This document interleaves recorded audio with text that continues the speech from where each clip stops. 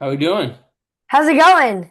Going good, man. I'm sorry, sorry for the delay in getting on. Thank you for the reminder. Oh yeah, no problem. It's fine. I know the show. I know Sandstorm's a big tournament. Yeah. How you doing? Where I'm are you? I'm in Richmond, Virginia. Okay, nice. Nice. Yeah, so it's it's far from California. Yeah, definitely. How long you been doing your show? I think I started like start of seventh grade, which was back in September. Nice. So like like right when that summer like was ending, just like right around then. Was Nice. when I kind of got into it. Yeah, so What started it? so me and my mom were on the way to school. So maybe it was maybe like the first few days of school, and we were like thinking of what we should listen to on the way to school every day.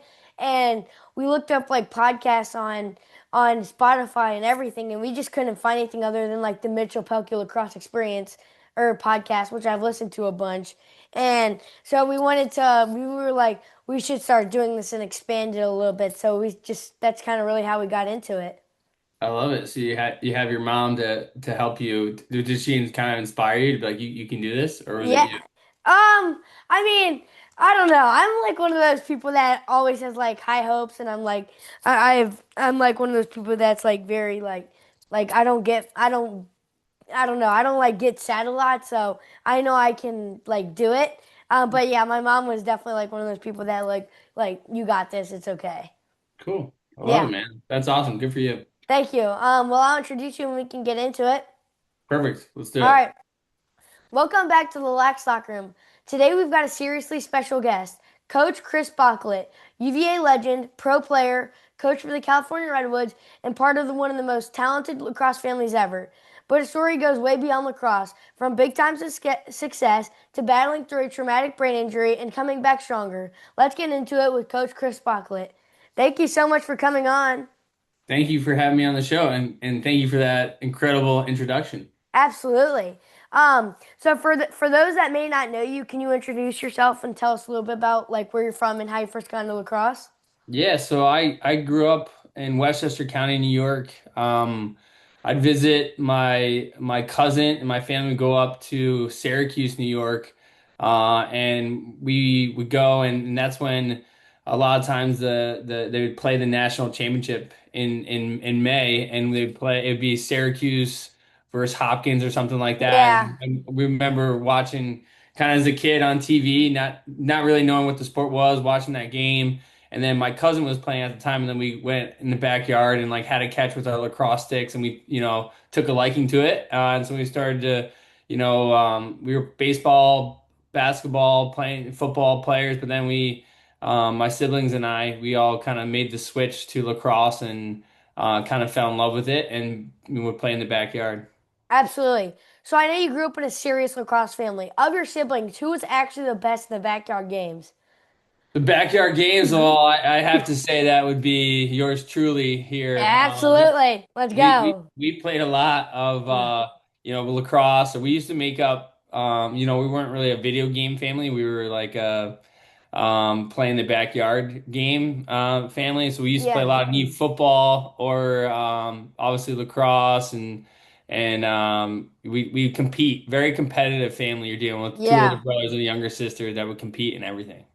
Absolutely. That's just like with my family too. Just always out, going for the trophy.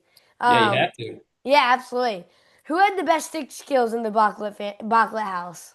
Oh man, best stick skills. I will take credit for best stick skills. I'm just kidding. I can't say. My younger sister she had pretty good stick skills, but I think I was the best catcher, and here's the reason why. So we used to play a game where it's called butts up. Do you ever play butts up? It's like Uh-uh. you throw the ball against the wall and you usually have to catch it with your hands, but we used to play it with our lacrosse sticks. So we had this little wall by the garage and you have to throw it and we play with a tennis ball, so you have to catch the ball. If you drop it, then you have to run to the wall and touch the wall with your hand. And if you got three strikeouts, then you had to put your butt up and tuck your head, and they got to throw the ball at your butt. That's So, awesome. so I played with my older brothers, and honestly, I was so afraid to drop the ball and be the guy with butts up. I felt like I got really good at catching really Yeah. fast. Well, that's the way to do it. I mean, to make it like, I mean, what can you say? Yeah. Um, who was the most competitive Bocklet sibling? We are all freakishly competitive. My mom is even when we play little card games and stuff, my mom I know where we get it from. My brother Matt is, I would say, absurdly competitive, where he doesn't lose very often and he doesn't like Yeah, it. But he's definitely probably the most competitive out of all of us. absolutely. What did your parents do right raising four high-level athletes? I think they didn't put any pressure on us. They just let us play what we wanted to do and what we loved, and I think all of us kind of found a love for lacrosse. But even if we wanted to be a snowboarder or do art or whatever it was, there was never like you need to go outside and you need to, do hit the wall or anything like that. Yeah, It all came naturally. So I think the not pressuring us to do something and just saying whatever you do, like follow your heart and play. I thought that was kind of a cool aspect from my parents. absolutely. Um, at what age did you realize you might be able to play at a really high level?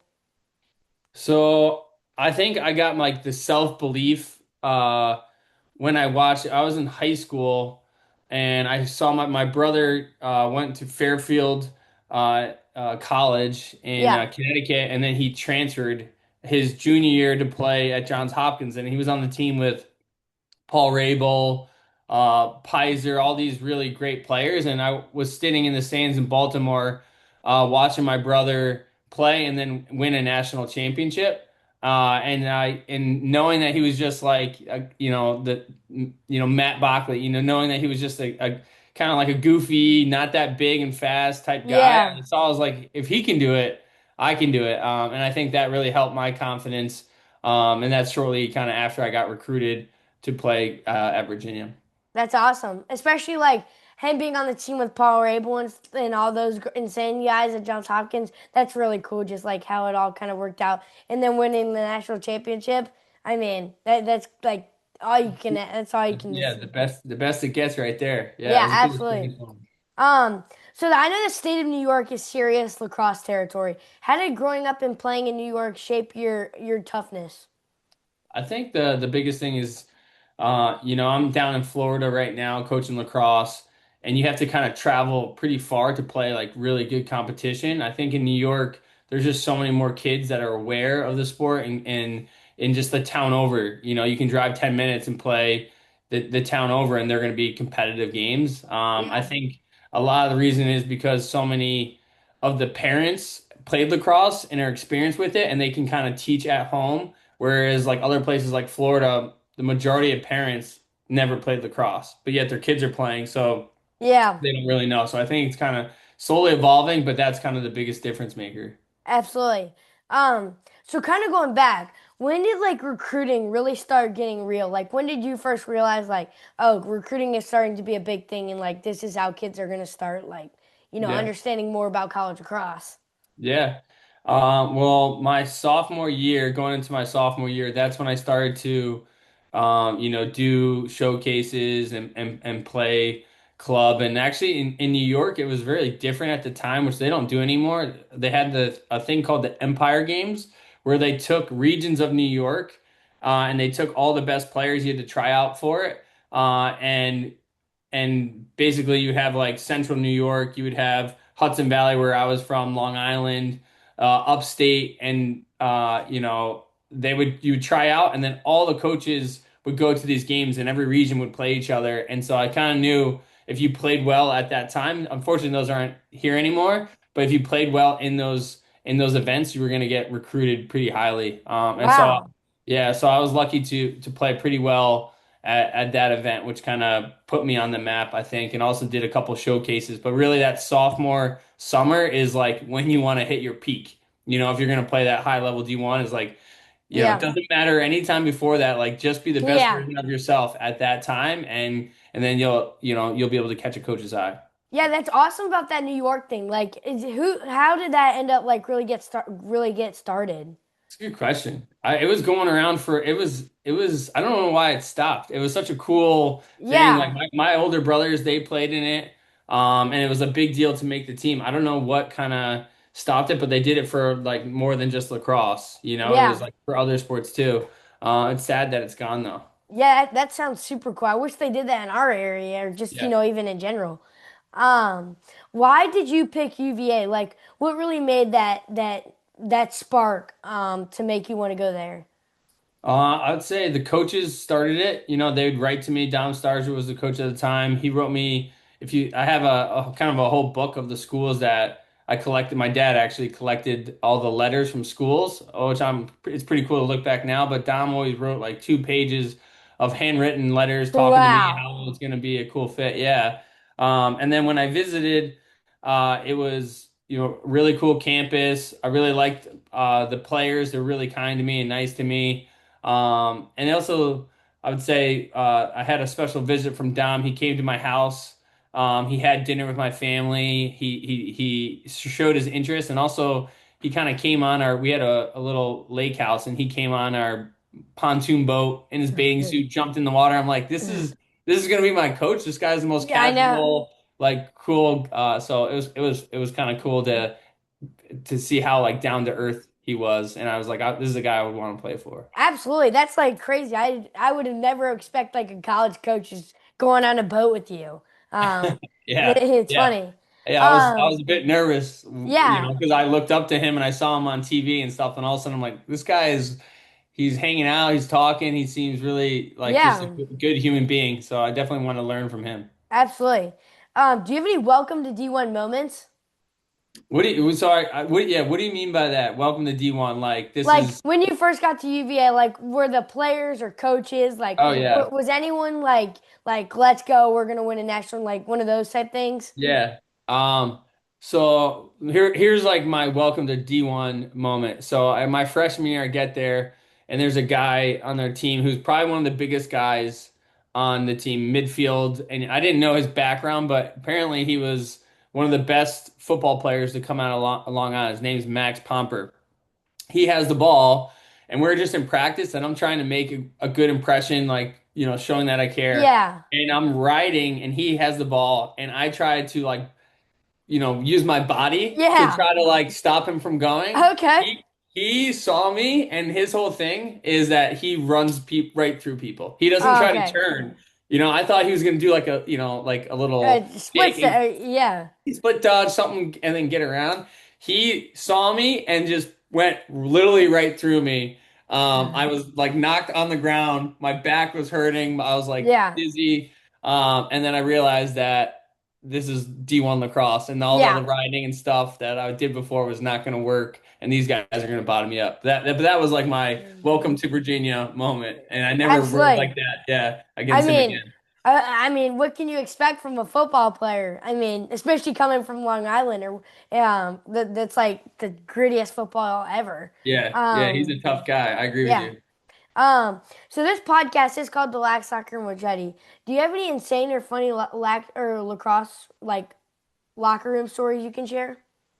Locker room stories. I guess one could be so post MLL championship. We were down in Atlanta. We won the Outlaws' first Major League Lacrosse championship, and we had the trophy. And we were passing around, drinks were flying all around, Yeah. and then someone dropped the trophy. We brought it back to the hotel later on in the night, and Yeah. then someone dropped the trophy in the pool at the hotel, and Yeah. it sunk to the bottom of the pool, and we couldn't get it out because it was like super heavy. So I guess that one was kind of hysterical. I actually don't remember how we No. got it. Yeah, yeah, That's that was crazy. You yeah. could it was so heavy. To like lift it up. It was it It was was a struggle. It was a struggle. yeah, That's yeah, crazy. yeah. Um, do you have any like favorite UVA lacrosse memories, or even memories in general, just from the Yeah. campus? Or Yeah.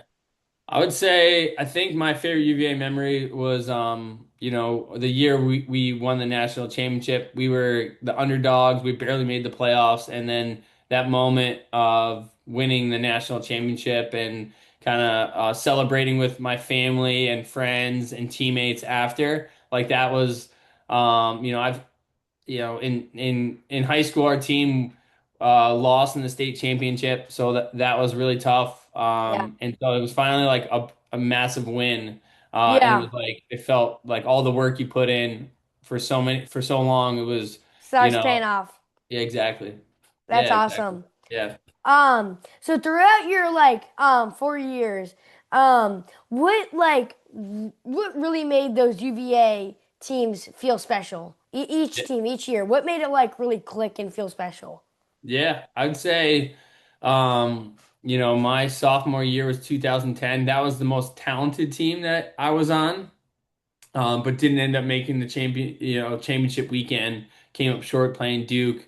And my freshman year was another talented team. We were number one team in the country for the majority of the year, but we, came up short. And the team that won it was easily the least talented team. Like we barely made the playoffs, things like things like that.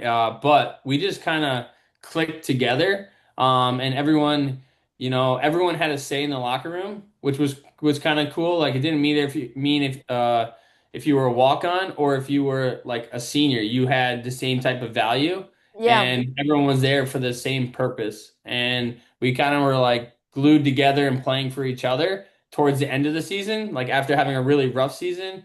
And we just caught fire, and that was the year we won it. So I think your gel and how you guys, if a player thinks he's better than you, and has like more value to the team, then it doesn't really work out. You got to stick absolutely. together. Everyone matters. Yeah. Yeah. What's the toughest part about D1 lacrosse? Toughest part. I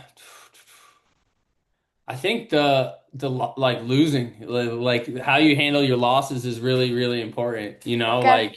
Like I said, if you are able to, take a loss, look at the film, right? And learn from it, forget about it, and be ready. Because if you carry anything on to that next game, you're gonna struggle. So I think playing D1, it's super competitive and you're gonna lose. Like everyone's so talented and keeps getting more talented. So I think you have to learn from like your mistakes. You have to learn from, Yeah. the losses and stuff like that and just get better each week. Yeah, and like you said, how do you develop like a goldfish memory, like what they say? Like how do you because like in college lacrosse, no team is gonna go undefeated the whole season unless it's just like a team full of absolute studs.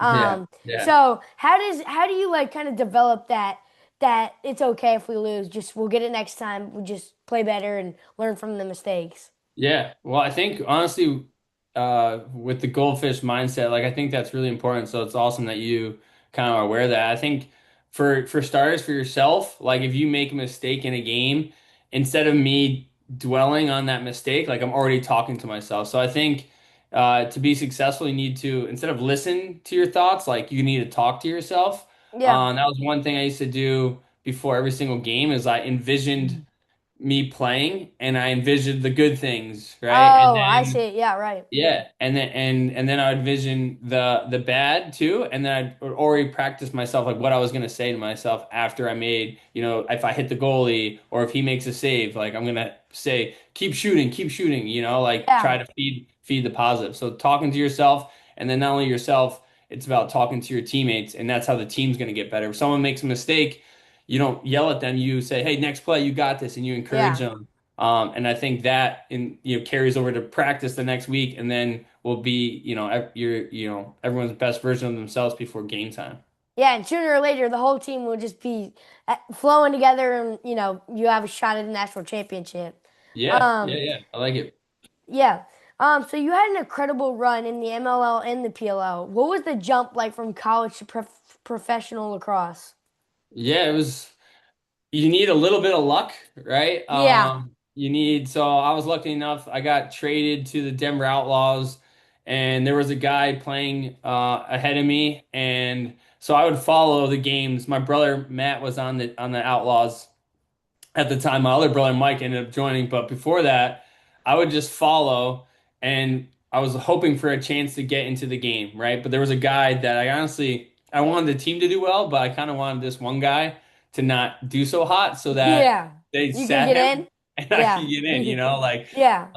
so that happened and I'll never forget I was playing and I had like one chance, one opportunity to play and then I was trying not to make a mistake, right? I didn't want to like look bad, Yeah. right? And so I spent a whole half and I was, I was making passes, but I really wasn't shooting, which was kind of my thing. And I get into the halftime and get into the locker room, and my brother, he came up to me, and I've never seen him like look angry and pissed, or like, and he came up to me and he like shoved me, and he was like, "Chris, shoot the ball." Or I was like, "What?" And he's like, Yeah. "Chris, shoot the ball, or they'll find someone else who will." And Yeah. I was like petrified. I was like, "All right, my whole strategy of not making a mistake is not going to work here. Like, I need to do something. I need to show up." And Yeah. so that second half, I went out and like I shot, I got a goal, came out again, another shot, goal, goal, and I ended up having 4 goals in the game. And that was it. Like, and then I got to play in the next game. But if he didn't have that little like brotherly chat and I Yeah. didn't end up shooting, they would have just got rid of me and they would have had the next guy come in. So that was kind of having my brother on the team was kind of a savior for that moment. And Absolutely. yeah, yeah. That's insane. That's so cool that he did that. And then getting back and scoring 4 goals, especially in a half, that's insane. That's really good. Thank you. Um, yeah, absolutely. I know you led the league in scoring for several years for the MLL. What clicked for you during that time that led such an incredible success? Think definitely confidence, like when you're playing with confidence, that's huge and that's key. And how do you get your confidence? Well, it doesn't just show up one day, it's the preparation leading up to that season. So, I was training, I was getting fit, I was eating healthy, I was surrounding myself around people that were going to push me, that would make me better. I was trying to stay away from like the distractions of life and people. There's also, all my friends weren't playing pro lacrosse and living normal lives, so they always wanted to go have fun and stuff like that. So you kind of have to sacrifice some things to really put in the work. And that really built my confidence going into the seasons. Also, I just loved it. Like when you love doing something, it's fun and rewarding and like it's easy to do, right? On the hard Yeah, days. So I think that was kind of that those were all the keys, right? Just like you absolutely. you you love doing your podcast and playing lacrosse, it's Yeah. like you make the sacrifices for it. Absolutely. Um, so I know you've had an amazing career, but I know you also went through something really serious with your traumatic brain injury. Can you share what happened and how that experience shaped who you are today as a person, player, and as a coach? Yeah, absolutely. So about 5 years ago, I was on an electric skateboard and I fell off of it and had a terrible head injury, which led to a TBI, which led to global aphasia, which means you lose the ability to speak. And so I had to go to a rehabilitation center and basically learn every single day, which built neuroplasticity in my brain, which kind of reconnected the dots, which as I was learning, some people don't like school. It's like, oh, it's boring. Like as I was Yeah, learning, it was sometimes tiring and painful, like literally, in my brain and get me exhausted, right? It would wipe me out, yeah, but like I had to continue to learn and develop in order to kind of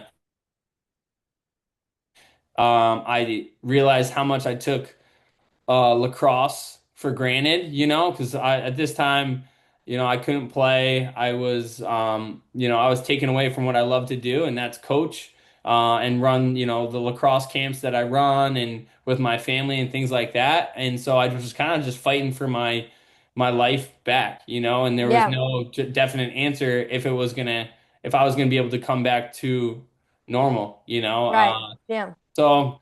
Yeah, that was a really, really hard time, but also at the same time rewarding time because um I realized how much I love what I do and also I felt like maybe it was supposed to happen so I could, people who suffered from TBIs can see my recovery and use it as like a light to inspire them. yeah. Um For yeah. sure. More people when I see stuff that maybe has happened to me and then I see them doing it, like I always like try and push and get better and like want to be them. Which is really just like we said. Yeah. Um, After your injury, you got into coaching. How different is coaching versus playing? Coaching versus playing is completely different. It's like I mean, just the warm up and stuff. Like I remember just having my own routine as a player, which was like really in depth. And now as a coach, it's like you don't need to warm up your body as much. You know, it's more Yeah, your mind and like going over your plays and such and making sure the boys are all. It's more like giving the energy to the boys to make sure yeah, that they're ready to go. And obviously you want to be out there at some times, you know, and watching the games, but it's fun. I've always gotten, rewarding feeling when you see guys have success, especially around your team. So it's been kind of just as rewarding as, playing because seeing the team, overcome obstacles and have success. absolutely. Yeah, seeing that success as a coach, I feel like motivates you to just want to keep doing it. Especially in the PLL, which is just like such a insane accomplishment. So like being able to coach a PLL team and see like the success it's so fun to just watch. Yeah. Um, how would you describe your coaching style? I guess I'm a pretty laid back coach, right? The guy the coach that I admired was Dom Starsia, laid back guy on the Yeah, boat, and learned a lot of life lessons from him. So I'm not really gonna scream and yell at you, to motivate you. I never was really motivated by that myself, but I'm more of a like believe in a guy, and build his confidence and yeah, seeing the best in him when he's not seeing it, and try to inspire him kind of with that type of style coaching. absolutely. What do you look for in a young player? I look for a guy who's gonna respond, a guy who when things don't go his way, like how is he going to act? Whenever everyone is playing well and people are scoring goals or defending their guy well or making saves or whatever it is, like that's that's the good and everyone can be happy. But it's when it's not going your way is really what tests the person and what I like to kind of see how people respond to that. Like, are they going to get angry? Are they going to point fingers at their Yeah, teammates, or are they going to yeah. respond with positivity and Mm. leadership and make some plays? Absolutely. And that's like one of the big things like that like in college lacrosse, like even nowadays you can like see the leaders. Like an example is Joyce Belina. Like you watch like Syracuse play any other team and you see like him step up and it's so fun to watch just because like you then I want to be like him. I want to Yeah, be on the field and I want to go do what he's doing and be a leader. And so that's kind of how I look at it too. I love that. Dude, that's a good guy to look up to, and he's always talking like when they were just playing the other day, and you look at their him in their huddle, and he's like supporting his teammates, talking to his guys, Yeah, definitely a vocal leader. So that's a really good guy to look up to. I absolutely. agree. And I love talking. So on the field, it comes easy. It comes Well, easy. you're hosting a talk show, so Yeah, yeah, that I think it goes hand in hand. That's yeah, awesome. absolutely. Um, so if a middle school attackman wants to be elite, what should he do? What should he be doing daily? Yeah, I think um in terms of like playing D1 lacrosse, right? There's two things that I think will get you there. So one is being the 1%, right? And I think Dom Starja always talks about this. But it's like being that 1% athlete in your school, right? Whatever it's a high school, wherever you go to, like being that top 1%, right? Working on your speed, working on your footwork, IQ, and stuff like that. And just being competitive and all that, right? So I think it's all the things that make you a good athlete. But also the other thing that I think if you're a middle school player and you're trying to play elite lacrosse is the one thing that inspired me, because I don't think I was that 1%. I think there's faster, stronger guys. But the biggest thing is I learned the young message was if you have the best stick on the field any single time you step onto the field, you will find a place to play that elite lacrosse, right? And every single Yeah. kid knows how to do that, right? You probably could tell me if I have a ball, a stick, right, and I'm trying to get better, right? No cage. What do I want to be playing over and over again with my right, with my left? Wall ball. There it is, right? It's the simplest little thing, but it's like what's easy to do is also easy not to do. Any coach will tell you play wall ball, play wall ball. That's going to make you have the best stick. So it's Yeah. like if you want that, right? It's play wall ball every single day. Absolutely. Just, even just 15 minutes, I feel like, you can get like probably over 100 reps on both hands within 15 minutes. So, Yeah. which Yeah. will 100% make you better, especially over like the course of 1 month. Yeah. You'll easily be able to see the changes. Yeah. I'm Um, with you. you're known for being a great leader. What is the best leadership advice you've ever received? Best leadership advice. I like there's a quote that I really liked, and it's the wolf climbing the hill is always hungrier than the wolf on top of the hill. So basically what it means is just like stay hungry. Never think you're the best. I think when Yeah, people, especially now, they play on these club teams that like are typically like, ranked at the highest level. So just because you're on that team doesn't mean like you're the best player. Like, so never like settle in. Be that hungry wolf who's like always climbing, always thinking of ways to get better. And if you do that, you're gonna take over, you'll reach higher than the person who is better than you at that time, or maybe just yeah. thinks. So just stay hungry, I think. Absolutely. That's a great quote. And I think I've heard that before, maybe from our goalie coach. He always has like he always has the quotes. And even on our goalie's I don't know, I forgot what it was called, but it goes right Yeah. under his helmet. Yeah. He always puts like a quote on his thing. And where I got that goldfish thing was from Yeah. that. So that's kind Oh, of like really? yeah, every single like tournament he always Yeah. has like a different quote. So it's cool. I That always makes like to sense. Makes sense for a goalie to have like a quote goldfish Yeah, goldfish mindset. memory. Yeah, because you gotta, they're getting shot on, Absolutely. yeah, over and over again. I love it. That's cool. Absolutely. Yeah. How do you become a leader even if you're not the loudest player on the field? I think you can be right a vocal leader, but you can also be a leader by example of how you play, like I said before, if you make a mistake, how do you respond? Right? If do you ride hard? Do you get back on defense? Do you try to like sub out when you're tired or sub early, or do you get in the hole to stop the play? Yeah.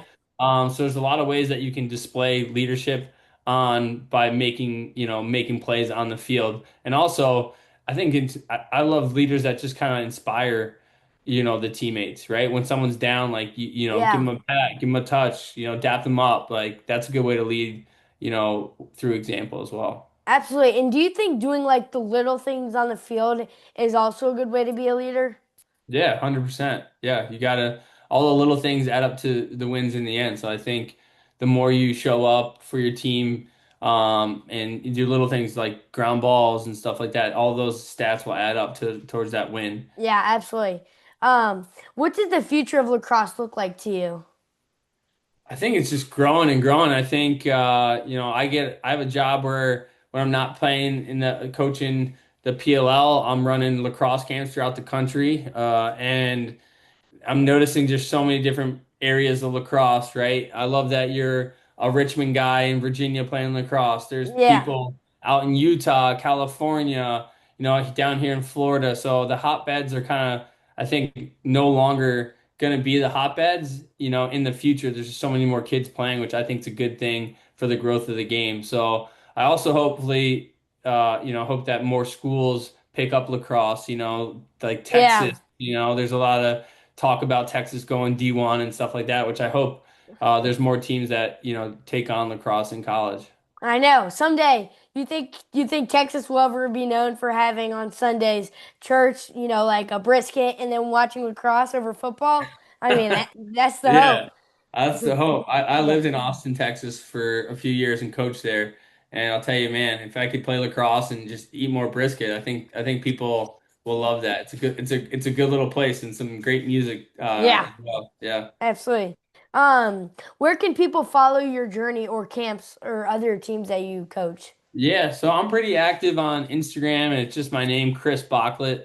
I post a lot of different like techniques of shooting and drills that you can do. I even have like a little father-son segment that I posted, just trying to show people who, a lot of coaches say, play in the backyard, but I try to show drills, that you can do. And I'll be posting about the PLL games and things like that. And then X10 Lacrosse is a venture lacrosse camps. So we created all my siblings, we all do it together. And basically the idea is that kids play so much lacrosse, that we should run a camp that they come for lacrosse and they play and learn from, D1 coaches and stuff like that. But like when they're not playing lacrosse, that they're outside, they're, depending on where you are, but tubing, whitewater rafting, hiking, you're in a pool or lake, kayaking, playing games like flag football or slip and slide kickball and Yeah, having campfires and stuff like that. So they're a lot. Maybe we need to get you to our camp. We have a camp in Asheville, North Carolina. Maybe we could get you out when you're absolutely. down. Yeah, yeah. Let me know. It'll be fun to have you there. We could do your podcast episode at camp. Oh So we'll talk yeah, about your that'd be kids. awesome. In Yeah, person too? in Yeah, that'd be person. sick. Yeah, That'd yeah. be sick. Yeah, Maybe we that can make camp, it happen. absolutely, that camp sounds fun. And North Carolina is not even that too far. It's like, No, like 3 hours, but I go up to North Carolina just about every weekend for lacrosse. So, I believe um, that. Nice. yeah. So now we're gonna do rapid fire, which is just like a quick question, quick answer. It's super fun, but Okay. all right. Favorite stick setup?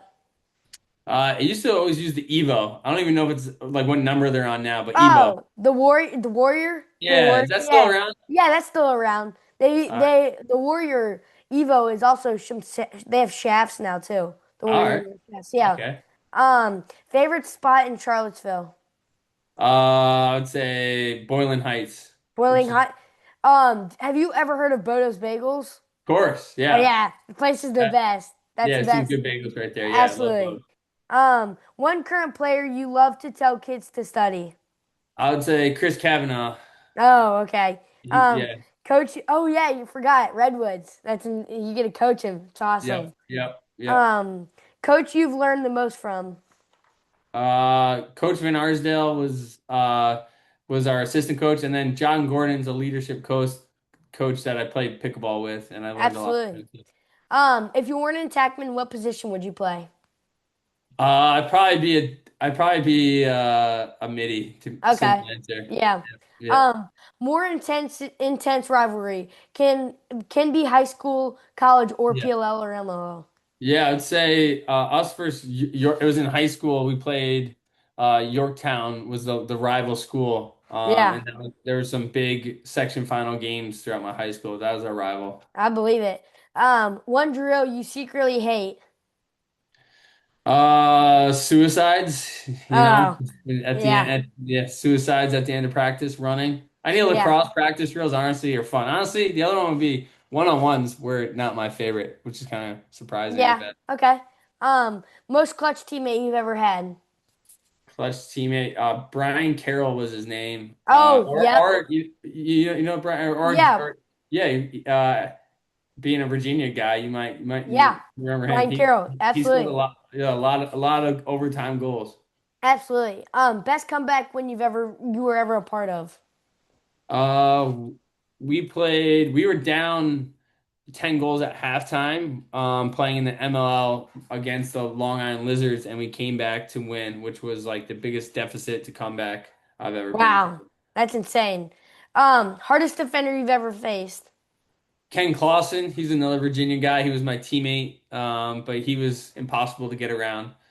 Really, that's awesome. Yeah. Are you more of a film guy or reps guy? Reps for sure. Reps, same here. Of your four siblings, who wins in a foot race today? So, that's me for sure. Really? Dang. The third brother would smoke them all. Yeah. That's awesome. We got to see this at the camp. At the camp. All right, yeah, at the camp. We got a lot Yeah. going down at the camp. I All love it. right. If lacrosse didn't exist, what sport would you have played? I honestly, if pickleball was the sport right now, since I'm retired, I play a lot of pickleball, Yeah. and I'm a pretty high ranking in pickleball now. So Okay. I think pickleball would be my sport. As a coach, what's the first thing you notice at tryouts? Um, I think just response to mistakes. I know I've kind of been repeating it, but I think I look for someone who because I know when the team gets down, like how are people going to respond? You need a leader, and so I look for Yeah, that guy that's going to make a mistake, and I'll watch really closely how he's going to respond. absolutely. Inside roll or step down? Step down all day. Absolutely. One skill you can't teach. What's that? One skill you What's can't teach. You can't teach hustle, I think Um, that's hard. That's got to be, your why you're playing, why you want it. So that's yeah. got to come from within. Another one is that insane Chris Kavanaugh, like under the legs, that one game. I Yeah. forgot who Yeah. y'all were playing. When he Yeah. like caught it at X, the defender went past it. He came up GLE and that was insane. Yeah, That, that's just that's just having the stick in your hand yeah, over nonstop. Yeah, that was a freak move. I love that. yeah. Man up or even. Man up, man. Come on. Yeah, That's where you score all your goals. I love being on man up.